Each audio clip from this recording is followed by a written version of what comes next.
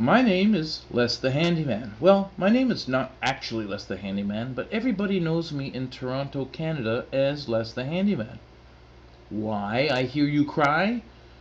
About 22 years ago, I started a business, basically on a bet with some people in a bank I was working for at the time that I could start any kind of a business and make it successful.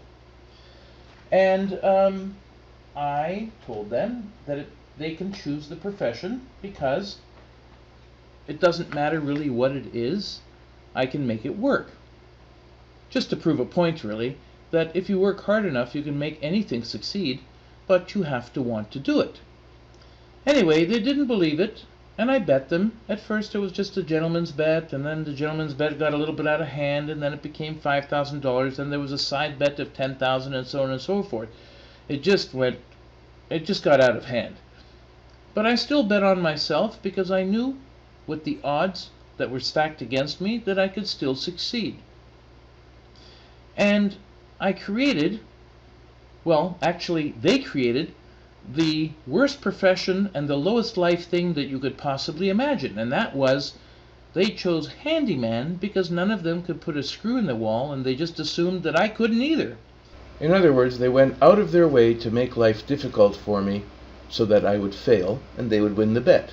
But the reality was that I had already been working for my father and his rental properties for 20 years even before that, so I had lots of experience doing that sort of thing, which they didn't know. But I really hated working for my dad, so I never thought that I would make a profession out of it. Anyway, I started the business, and I loved it so much. After 3 months, I did make a profit. I did win my bets. I collected most of the money, and then I had this big fistful of dollars wondering, what am I going to do with it? Well, I decided to quit my job. Now, of course, all my friends and family thought that I was completely insane for quitting a very good job at a bank, but I just had to do it. I had to follow my heart. I loved doing it. I loved it. But what I loved even more was the full creativity I could have with my own voicemail system. And the internet was just starting. It was a whole new world. I think I was going to jump on that and make myself the coolest software to run my business, which I did.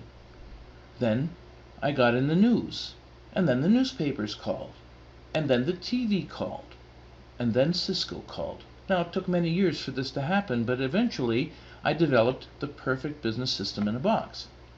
This very first software package. And the only reason I created this was for myself, to help me run my business, my own small service business, Les the Handyman. But as I became more and more famous and I started to have more and more customers, I was having difficulty trying to manage all of the work that I was doing. So I created a booking system, which became part of the perfect business system. But that meant that I had to stay at home and take calls from my customers and work even less. I had to figure out how to get it online.